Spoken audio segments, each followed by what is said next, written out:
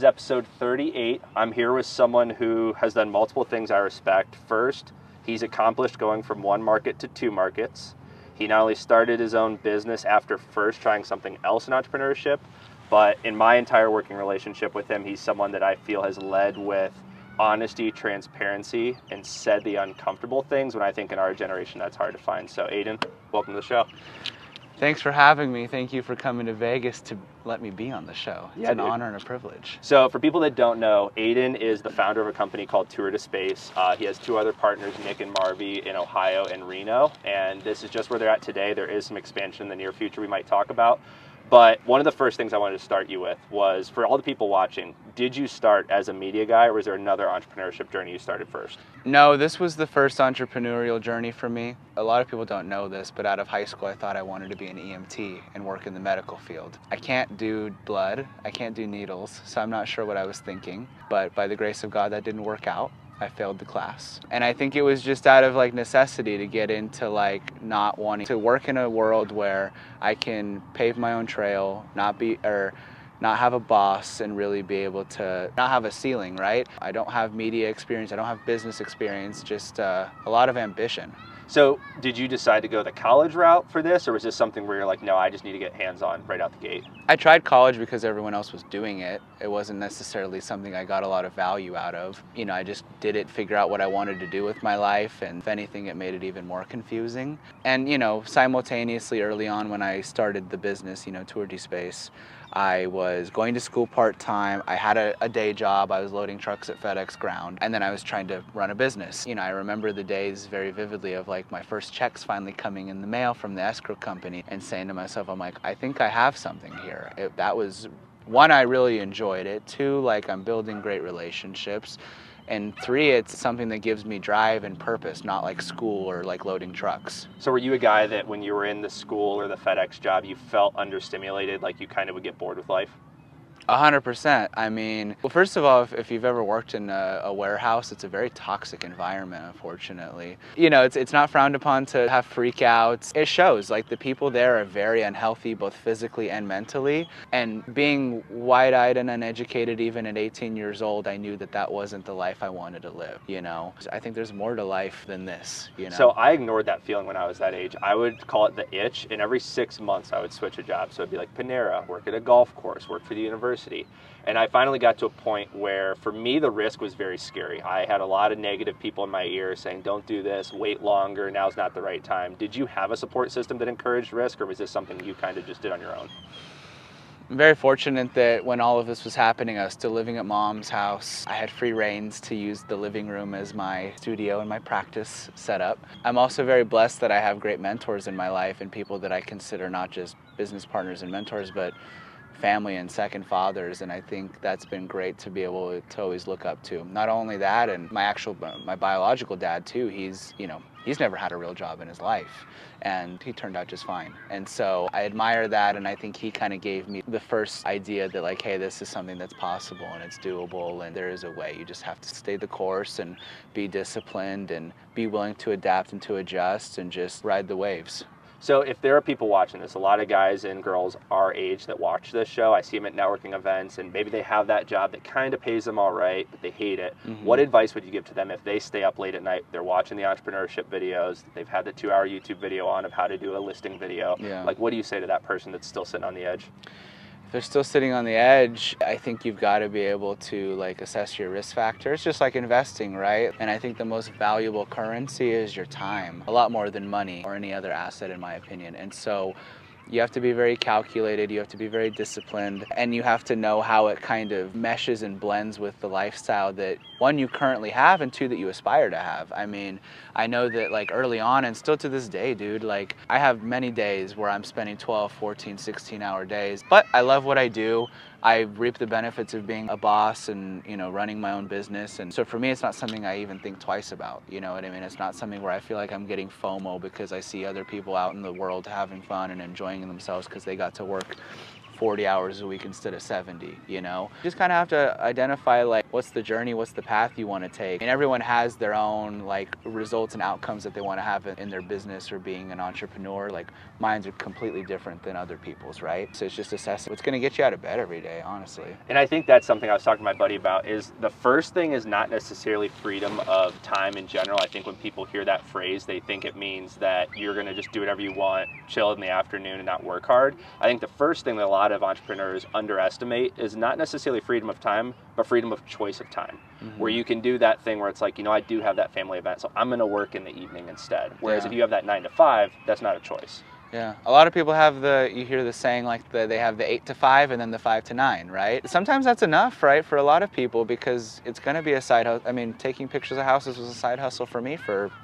6 months, 9 months, and then I realized it was something I enjoyed doing, and I said, oh, I think I have something here. So talk to me about that moment. What was the I think I have something here, and when did you take that action? I think the first time I realized I have something here was I started getting into my client zero for the company. Shout out to Garrett Lapierre, still a great friend of mine as well, and somebody I consider as a mentor. Now, did you pull the Andrew Tate meme at the time and say, oh, I'll see if I can fit you on the schedule, or did you actually tell him, hey, you might be my first client? Oh, no, I was very open. I try to be very clear and transparent and have a little bit of humility with the way I do business, and I've never tried to like be something that I'm not. Obviously, like it's all about like body language and posture and being confident with who you are and what you do, but man, I appreciate the patience, dude. Like I was so wide-eyed and uneducated, and he saw something in me, and I have so much love and gratitude for that, but I'm getting a little sidetracked with that. He was the first person that kind of introduced me to like networking and getting involved with like community organizations, real estate groups, right? And he had introduced me to our local realtor association up in Reno. And that was the first place I really like showed my face to a large group of people. I remember I had my corny, stupid little flyers that, you know, had like screenshots of like what the 3D tour, like the dollhouse looked like and pricing, and it was just a mess, you know? And in your head, did you think you were just going to sign people up right on the spot? Or was it kind of a hope of, this is a seed plant? I didn't know what to expect, you know? I was really unsure, and I had, especially early on, no guidance or direction. I was kind of just like, you know, I didn't even know what I was selling, to be honest, right? You know, I just was like, hey, 3D showcasing and solutions for your listings, you know? But I didn't understand and how to tell people, like, why do you need this, you know? This real estate association was the first place, like, where people really gave me an opportunity and wanted to, like, give me a chance and, you know, start doing business with me. And then I realized, I said, okay, I have something here. There is a way to do this. Like, I just, you know, I have to learn. I have to figure it out. I have to take this more seriously and figure out, like, what's the need in the industry, right? It's not going to be just doing 3D tours that's really where it started. And now it's kind of blossomed into what you know it as today. So from the time, let's say, that you said in your head, I'm quitting at FedEx, yeah, to the time you actually did, how long was that? Probably a couple months. Okay. I knew that there was an expiration date. I just didn't know when. But once I realized, okay, like I have consistent work here and I'm going to take the leap. I still live at mom's house. I don't have these bills. So the stars really aligned and I was in a good position to do it, you know, like I wasn't in like a more of a sink or swim situation, you know, so I think that helps and it gives you a little bit more like reassurance and confidence. And, you know, like a job like FedEx, like you're so replaceable, you could go back tomorrow if things don't work out. Yeah, so I think you just missed a week. So yeah, exactly.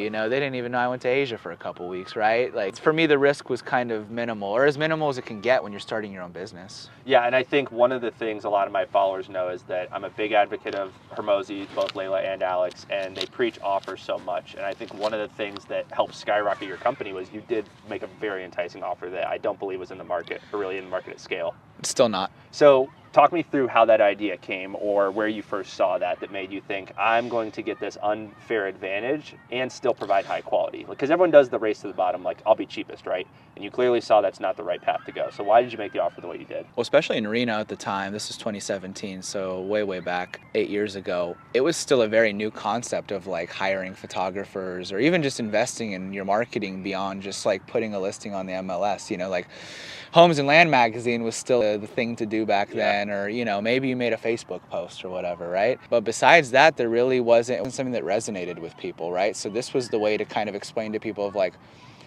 you need this. I'll explain that you need this by showing you that it works. So let me do all the work for you. Let me provide you the value up front. I'm not going to ask you for anything if it doesn't do what I said it was, which is going to bring you results, right? And I think like the harsh reality is you have to really like, a lot of times when you're working in the real estate world, you have to oversimplify it, where it's like, if you do this, you will make more money. If you do this, you will have less days on market, right? And that means you get a commission check in your hand faster, right? Yay, everyone's happy, you know? And that was kind of the way I was able to formulate a pitch that made sense to people, where it's like, I'm willing to, you know, have the peace of mind and the confidence going into my marketing, or maybe it's become a lot more attainable for me because, again, it was really something that was like a very niche market, especially in a place like Reno, where it's like, maybe you did high-end listings, you're a top producer, or you have a specific or special client. But besides that, it wasn't the norm to hire photographers, right? Just making it available to everybody, from the brand new agents who are getting their very first listing all the way down to the people who still, they give us 50, 60, 100 listings a year.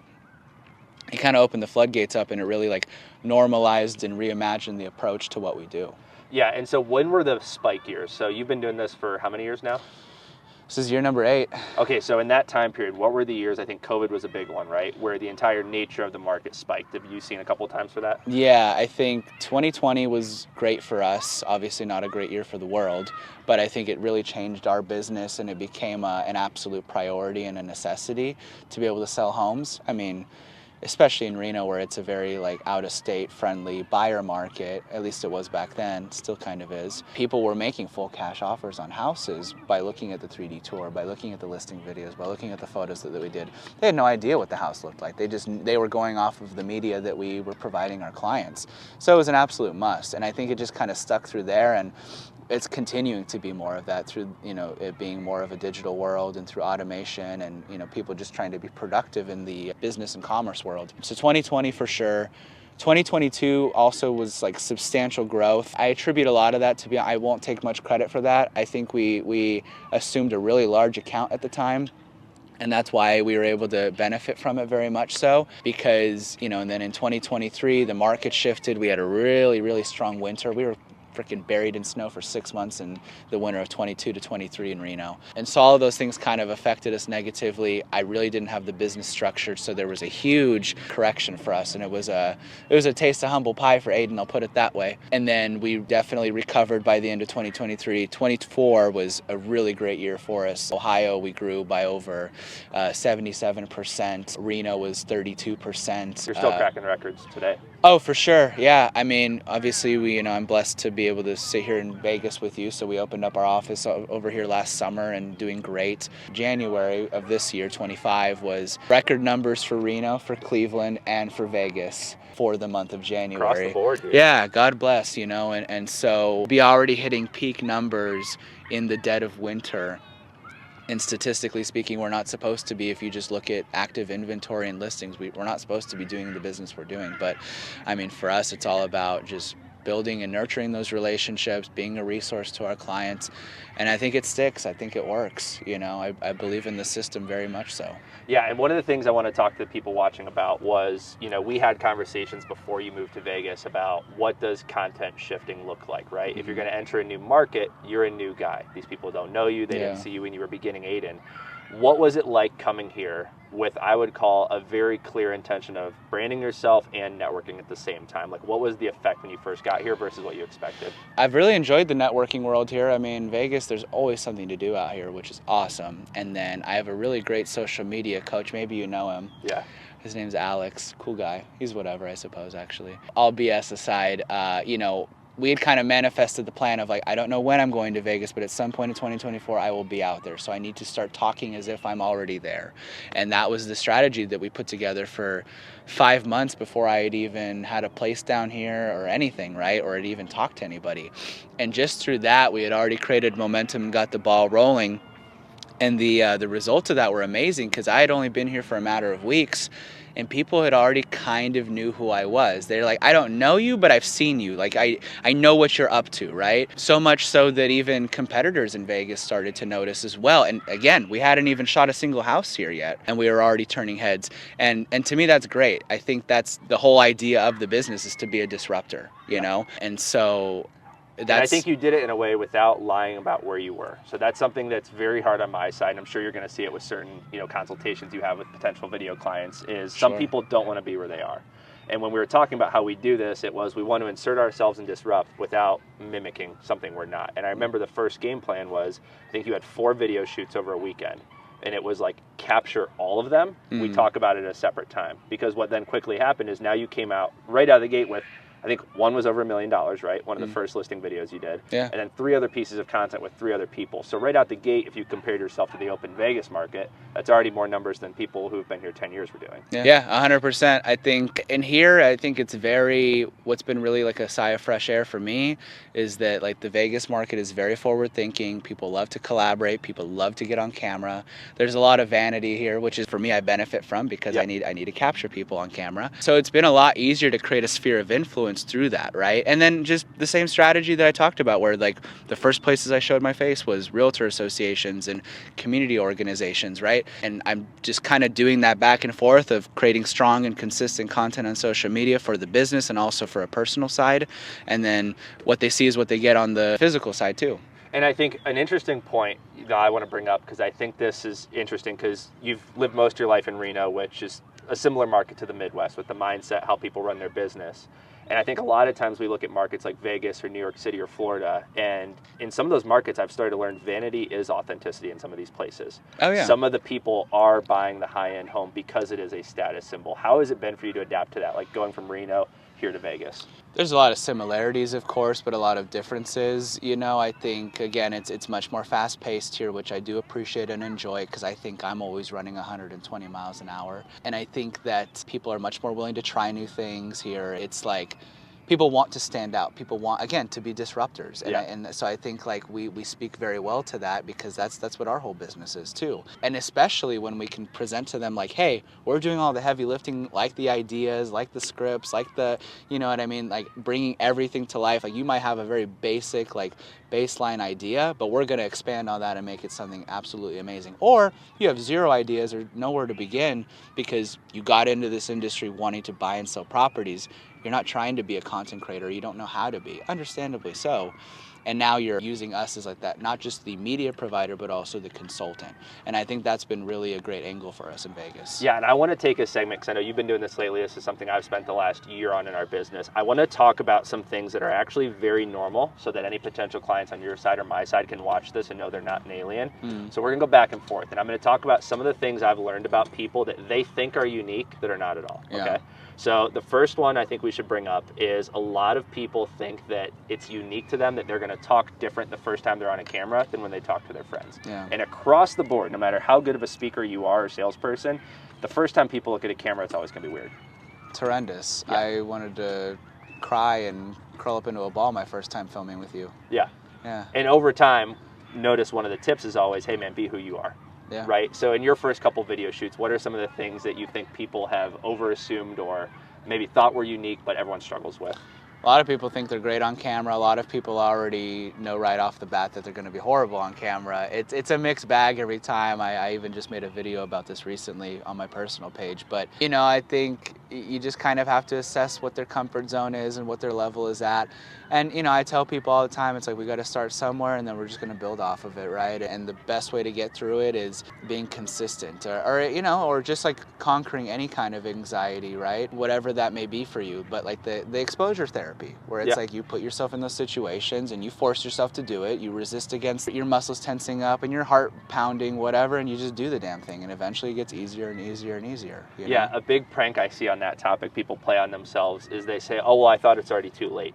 I've heard that from probably 2017 until today. Oh, it's too late. I'm not going to brand myself. Oh, everyone else is already making video. How do you talk to people when they say things like that? I explain to people, I'm like, this is just the tip of the iceberg, and there's so much more to it's going to continue to move in this direction. You don't want to stay away from it. You want to get in and make up for lost time. And it's a moving target, right? Like what was relevant and what helped you sell your business a year ago or what was significant for your brand a year ago, it's not the same today, right? And it's not going to be the same in 3 months, right? So you constantly have to be willing to adapt your business, not just if we're talking about digital marketing, but every aspect of it. Like marketing should be a big part of that, you know? And I think another one is ugly raw files make pretty edited files. Oh, yeah. Like, there's so many people that think they have to one-off every take, and they completely forget. And I told you this story off camera, that there was a sales call I did where the lady said, hey, I like the portfolio you sent me, that looks good. I don't have the breath work of these other people. Right. And I'm thinking, breath work? And she was talking about,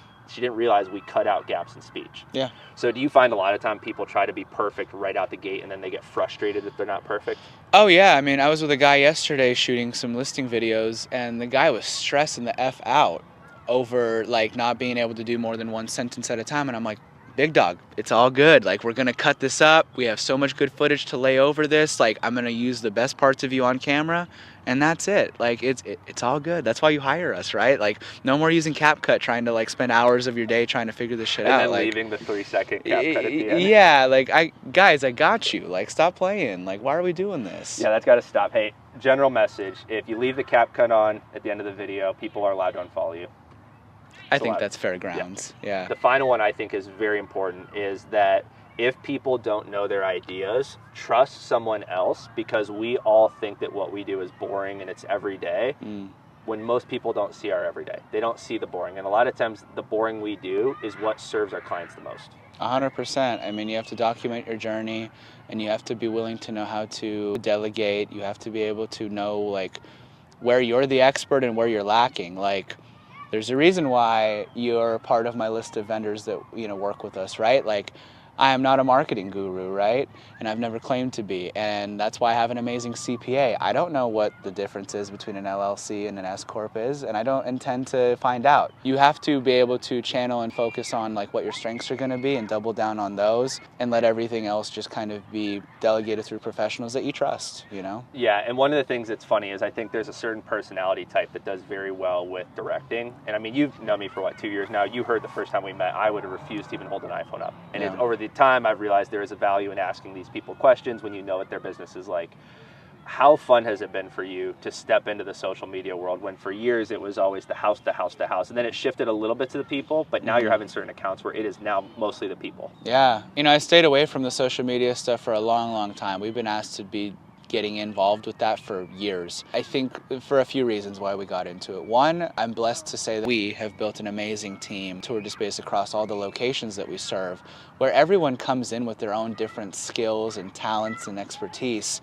And so if we were to stay in just real estate, we would be holding ourselves back. I would be putting a governor on the engine voluntarily. And I don't think that that's right, because I think that when everyone has the opportunity to freely express themselves and be creative in a creative field, it absolutely goes back in and we pay it forward 10x, you know, and it benefits us in our bread and butter, which is and will always be the real estate stuff. So social media was something where it's like, okay, there's absolutely a demand here. They don't know where else to go for this, so that's why they keep calling the real estate photographers and asking them to do it for them. So, you know, one of our winter projects was really putting together the infrastructure to where we could really simplify it, not just for us, but also for our clients, to where it's really minimally invasive on their time and on their effort and their energy. All they have to do is just show up, look nice and presentable, and we handle the rest, Yeah, right? yap away. Yeah, exactly. And so I think having that has been really beneficial to a lot of people where, again, being the disruptor in the industry, where we've kind of changed the approach where it's like, it doesn't have to be this big, scary, or expensive, costly thing that puts you in debt on your time or money. Yeah. And I think that's why it's been so effective.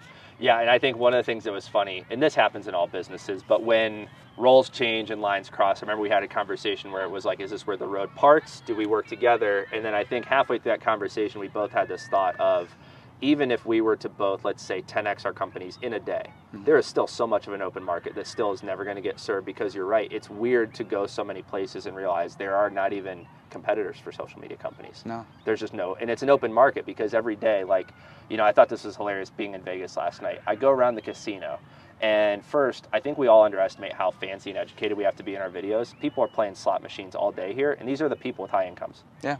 And then on the other side of it, even while they're at the slot machines, in between seeing their results, they're scrolling. And so I think a lot of times we have to see that the world is changing to where this is becoming a huge communication piece beyond just I'm texting my friends. Even in business now, you know, we went to get a massage this week, a couple restaurants, we checked all their socials before, and it's becoming a trust piece internally. It's kind of like the digital resume, I tell people, you know, it's like a reiteration of what they're going to see in person, or vice versa. It might be the Yeah, it first could be the impression. yeah, it might be the first impression, and you better hope that that's the same rendition or version of you that they see when they meet you face to face, right? It kind of they have to coexist. Yeah. I think part of that too, and this is where it kind of steps outside the business, is to be interesting in content, you have to be interesting in life. That's like one of the sad rules that I agree with Mr. Beast on. And right before we got here, we were talking about travel and kind of like what are the goals so that we can have this business and this system and this service running where you don't always have to be the one lever pulling. So what was a vacation you recently did for the people that don't know? Just to Japan for a couple weeks. This is my second time back, and such an amazing time. I love the country. I love the culture. The people are amazing. If you guys haven't gone yet, I 10 out of 10 would recommend. It's such a great place to be. And for the people that don't travel, let's say they're still in their hometown, or maybe they have the same repeated vacation they go to over and over, how much confidence / general acknowledgement of free will has it given you to see all these different places and see how differently people live? I feel like I come back wiser from every vacation I go. It could be something in the US too. I mean, I think just traveling and having like your you time and being independent and being out of your comfort zone, all of those things are beneficial for you. And I genuinely believe travel does that for you, especially when you go overseas too, like learning about different cultures and how life is different. Or a lot of times too, it puts things into like a relative perspective where it's like, I come back home and I'm like, dude, I have it so good in America. You cannot tell me twice that we don't live in the best country in the world, you know? And you've lived in multiple countries. Yeah, so I grew up my first 9 years of my life in Israel, as you know. I moved to the US in 2006. And I think that, having my experience of growing up in the Middle East as a child, a much different Middle East than what it is today, has given me a lot of that perspective and the amount of gratitude that I have living in the US and reaping the benefits of being an American citizen and all of the opportunities that come with the American dream. Yeah, and it's something like I obviously grew up here, and I think, I was a little greedy and didn't take it for granted until I remember going to Peru for the first time, and they warned me, hey, on the Inca Trail, Gatorade's expensive, you're going to get ripped off, and I think it was 37 cents. Yeah. And so you see that there's this whole perspective shift, but I'm curious, what is your long-term travel plans? We just talked about a big one in the car. What is the goal that you have, and how do you think you can hit that? I've got a lot more work I need to do when it comes to growing Tour de Space, and we're on such a momentum ride. So that's most definitely priority number one. But most of you who know me on a personal level, like travel is that's my expendable income. I'm not a watch guy. I'm not a car guy. It doesn't excite me. I want experiences and I want to see things. And the more countries I go to and I visit, I tell myself, I'm like, the digital nomad life seems pretty damn cool. I might try that for a year or two and see where life takes me from there, because maybe then I'll finally know what I really want out of life. I love my life. It's amazing, and I'm so blessed, and what I get to do every day, and the people that I surround myself, like you and so many other great people across the US and in different countries, like so much gratitude for that. But I like to look big picture and also near term, and I think big picture, it involves Aden living somewhere else. Yeah, and so this is a good question, because I was like 10 the show here, and this is the Figuring It Out podcast. So for Aden 10 years from now watching this, what are you figuring out in your life right now? What am I figuring out like right now? Let's go business side, life side. Business side is how do we continue this momentum and how do we empower the personnel that we have? We have such an all-star crew in Tour de Space, and this is the first time I could ever say that with full confidence. I've said that and lied to you guys before, and probably lied to myself. And that's okay, right? I put a lot of trust in people and love and respect, and sometimes it comes back around, sometimes it doesn't. That's okay. But we have such an amazing group of people who are so driven and so freaking motivated, and everyone really is like bought into the vision. And it's like, who are the people that are going to stick around and really ride the waves of the highs and of the lows, because those will be inevitable. But who wants to continue to grow on this? And I think that there's a handful of people in the company in Reno, in Cleveland, and in Vegas who absolutely fit the bill. And so it's easy to continue momentum when you have people that you work with that you love and trust and respect. So that's one. I think we want to continue to figure out what are the other markets we want to expand to. We want to grow our market share. We want to get more into the higher end production world. I think that's definitely the ambitions for us going forward. And when it comes to the business. And then on a personal life, I think I'd love to be a dad one day, but today's not that day. Okay. I'd love to have a family, but today is not that day. I think I'm on such like a ambitious ride of like wanting to learn more about myself, learn more about the world, continue to grow my skills in my profession because my profession gives me drive and purpose and happiness. Yeah. So I want to continue to be the best version of not just a creator, but of myself every day. Just continuing to grow and be better than I was the day before. I know that's really sappy and cliche, but Would you say you're doing a very good job being in the present? it's gotten better. I'll tell you that. You know, one of my biggest ambitions for 2025, I've kind of kept this very private, but I'm open to sharing, is that I think I'm in such like my comfort zone in the business world and being an entrepreneur, and I love leading and teaching people and empowering people. And I don't take enough time for myself and give myself the self-love or really like invest in Aden as an individual. And this year is really different. I'm really prioritizing that and creating a much better balance, and mainly on like the mental health for sure. Not to say that I'm like, you know, a stress ball or I have depression or anything like that, but I think like I'm limiting myself and I overthink, and I think I hold myself back a lot and do a lot of self-sabotage that I do in my personal life, but not as much in my business. And I'm like, that gotta stop. Like they finally need to meet up with each other, where like I'm very in my zone and in my comfort as an entrepreneur and as a business owner, but is Aden the individual there? Not quite. Yeah, and I think an interesting thing we talked about before the cam was rolling was you asked, you know, what is it like working with your significant other? You know, what are the pros, what are the cons? And I think I always love the quote, how you do one thing is how you do everything. And as a guy who's known you for a while, I think while business is going great, I think it could massively increase with no business tasks changing and just more Aden to Aden time. Because when I look at my, let's call it business growth cycles, it's good to have Katie around, because when I'm looking at income spikes and drops, it's always who are the clients, what was I selling, what was my content. And she's been in my life to tell me, hey, look how many times you were going to the dog park when your income was this high. Look how many times you were doing counseling. Look how many times you were going to the gym 6 days a week, not 2 days a week.